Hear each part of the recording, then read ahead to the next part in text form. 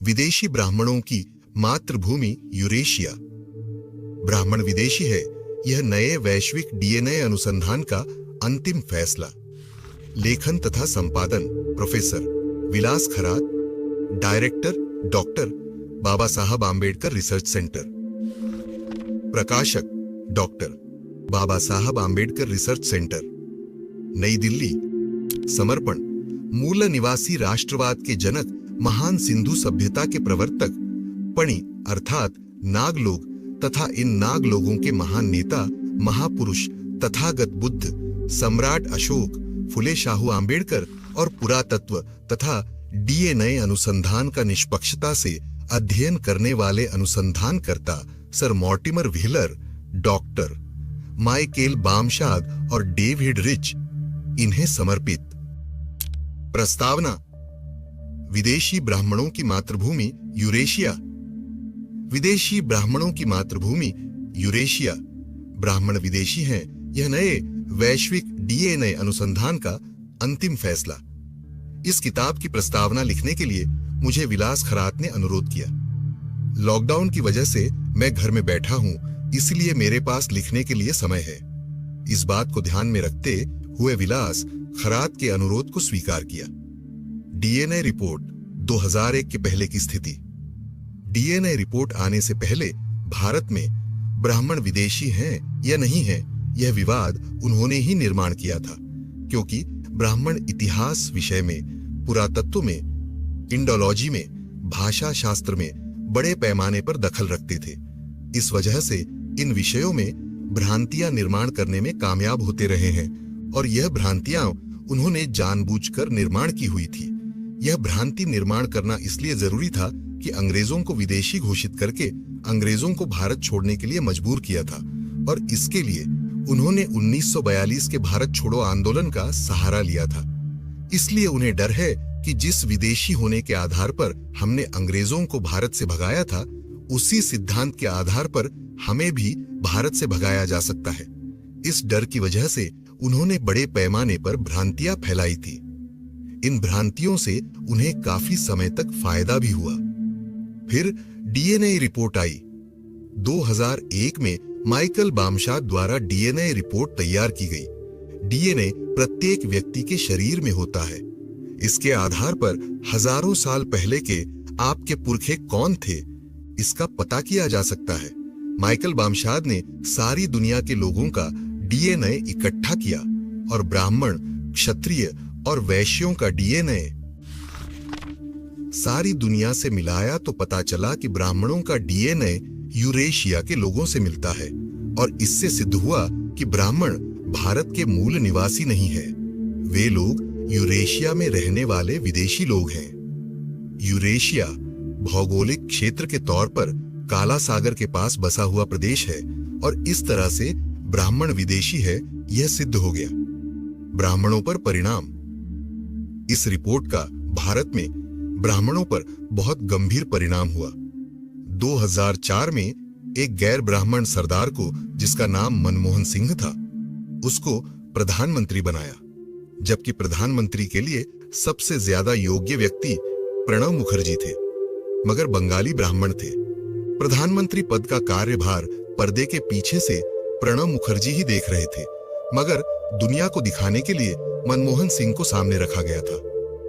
2014 में आरएसएस के ब्राह्मणों के पास प्रधानमंत्री पद के लिए सुषमा स्वराज योग्य व्यक्ति होने के बावजूद भी नरेंद्र मोदी को प्रधानमंत्री पद का चेहरा बनाया और सत्ता पर बिठाया, मगर दिखाई यह दे रहा है कि पर्दे के पीछे से सारे सत्ता सूत्र ब्राह्मणों के पास है। ये दो बड़ी घटनाएं सिद्ध करती है कि डीएनए रिपोर्ट ने ब्राह्मणों के सोचने समझने पर काफी गंभीर परिणाम किया। राखीगढ़ी का डीएनए। हरियाणा में राखीगढ़ी में काफी पुराने कंकाल मिले। उस समय केंद्र में आरएसएस के ब्राह्मणों की सरकार थी। उन्होंने इसे अवसर माना और राखीगढ़ी में अपना डीएनए मिलने की आशा की, मगर वहां भी ब्राह्मणों का भारतीय डीएनए उपलब्ध नहीं हुआ। उस रिपोर्ट को वसंत शिंदे द्वारा, जो डेक्कन कॉलेज पूना के डीन थे और राखीगढ़ी प्रोजेक्ट के प्रमुख थे, उनको दबाव में लेकर उस रिपोर्ट को बदलने की कोशिश की। उसमें उनको कामयाबी नहीं मिली। वसंत शिंदे ने जो रिपोर्ट तैयार की वह लगभग 17 पेजेस की है और विदेशी मैगजीन में पब्लिश हुई है। उस रिपोर्ट में ब्राह्मणों का डीएनए भारतीय है ऐसा नहीं बताया, मगर आरएसएस के ब्राह्मणों ने वसंत शिंदे को मैनेज किया और टीवी पर इंटरव्यू दिलवाया। वहां उसके द्वारा कहलवाया कि ब्राह्मणों का डीएनए भारतीय है। इसके बदले में वसंत शिंदे को एक पद ऑफर किया। आज वसंत शिंदे बहुत बड़े रिसर्च इंस्टीट्यूट के डायरेक्टर बना दिए गए। ब्राह्मणों ने वसंत शिंदे के द्वारा जो बयान दिलवाया उस बयान के बदले में वसंत शिंदे को लालच दिया। यह बात सिद्ध होती है। इससे यह सिद्ध होता है कि टीवी पर वसंत शिंदे द्वारा दिया हुआ बयान झूठा है। हम लोगों ने वसंत शिंदे को लीगल नोटिस दिया हुआ है। वसंत शिंदे के विरोध में हम कभी भी कोर्ट में केस दायर कर सकते हैं। विदेशी शोधकर्ताओं ने शिंदे के बयान को नकार दिया। इस शोध कार्य पर दुनिया भर के विद्वानों की नजर लगी हुई थी, जिसमें पुरातत्व और डीएनए के वैज्ञानिक थे। जब वसंत शिंदे ने ऐसा झूठ बयान दिया तो दुनिया के 100 से ज्यादा डीएनए वैज्ञानिकों ने वसंत शिंदे की बात को नकार दिया।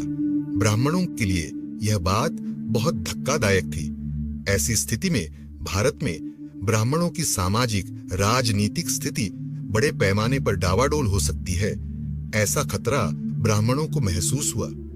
वसंत शिंदे के बयान को नकार देने के लिए 100 से ज्यादा लोगों ने जो बयान दिया वह ब्राह्मणों के लिए बहुत खतरनाक है।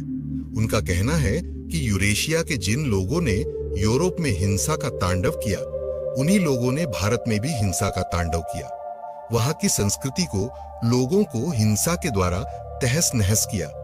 यह बातें उन्होंने शोध में जो सामने लाई वह बहुत ही भयंकर बातें हैं। इससे सिद्ध होता है कि भारत में ब्राह्मणों का वर्चस्व हिंसा की वजह से है। हिंसा के द्वारा यह वर्चस्व स्थापित किया है। केवल प्राचीन समय में सिंधु घाटी की सभ्यता को ही नष्ट नहीं किया, बल्कि उस संस्कृति को और शांति प्रिय लोगों को भी नष्ट किया। बाद में बुद्ध की क्रांति के बाद जो मूल निवासियों ने अपना साम्राज्य चंद्रगुप्त मौर्य और सम्राट अशोक मौर्य के द्वारा विशाल साम्राज्य स्थापित किया और भारत की दुनिया में महान बनाया, उस साम्राज्य को भी हिंसा के द्वारा नष्ट किया। और यह बात सम्राट बृहद्रथ मौर्य की हत्या पुष्यमित्र शुंग के द्वारा की गई इससे स्पष्ट होता है। इस उदाहरण से सिद्ध होता है कि इसके द्वारा भारत के मूल निवासियों पर इस प्रतिक्रांति के बाद वर्ण व्यवस्था, जाति व्यवस्था, अस्पृश्यता 52%, ओबीसी पर शूद्रत्व थोपा जाना, नोमैडिक ट्राइब्स के लोगों को बहिष्कृत करना और आदिवासियों को जंगलों में रहने को मजबूर करना और महिलाओं को दास बनाना संभव हुआ। यह व्यवस्था हिंसा के द्वारा भारतीय लोगों पर थोपी गई व्यवस्था है। इतना ही नहीं, दिनांक 9 अगस्त 1942 को जो भारत छोड़ो आंदोलन चलाया गया, उसमें भी ब्राह्मणों ने भारत पर हिंसा द्वारा अपना वर्चस्व स्थापित किया। आजाद भारत में हिंसा के द्वारा मुसलमानों के विरोध में 65,000 फसादात करवाकर हिंसा का सहारा लेकर मूल निवासी भारतीय लोगों को अपना गुलाम बनाया। संविधान होने के बावजूद भी उन्होंने ऐसा किया। ये सारे उदाहरण इस बात को सिद्ध करते हैं कि हिंसा ब्राह्मणों का स्थायी स्वभाव है। इसलिए भारत के मूल निवासियों को आजादी कैसे मिलेगी, यह बहुत बड़ा प्रश्न है। भारत पर ब्राह्मणों ने हिंसा के द्वारा कब्जा किया। 9 अगस्त 1942 को ब्राह्मणों ने हिंसा के द्वारा कब्जा करने की कोशिश की। मुसलमानों की वजह से यह करना संभव नहीं हो रहा था। यही वजह है ब्राह्मणों ने भारत पर कब्जा करने के लिए भारत का विभाजन किया और पाकिस्तान बनाया। अनुसूचित जाति और जनजाति के लिए भारत में सेपरेट इलेक्टोरेट के द्वारा सत्ता में हिस्सेदारी हासिल करके आजादी मिल सकती थी। वह आजादी ना मिल सके, इसलिए उन्होंने अंग्रेजों के साथ गुप्त समझौता किया।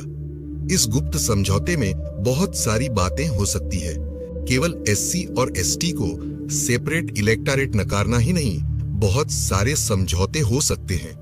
यह समझौते गुप्त हो सकते हैं। इसका एक बड़ा सबूत 1984 सिखों का सबसे बड़ा धार्मिक क्षेत्र दरबार साहब पर इंदिरा गांधी ने मिलिट्री के द्वारा हमला किया।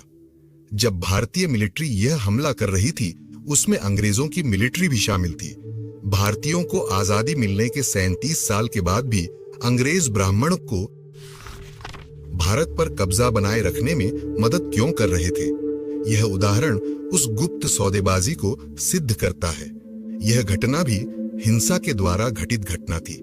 संक्षेप में, ब्राह्मणों ने भारत पर हिंसा के द्वारा कब्जा किया हुआ है। इस कब्जे को बनाए रखने के लिए देशद्रोह का भी काम किया है। भारत का विभाजन इस बात का सबूत है। मूल निवासियों की जागृति।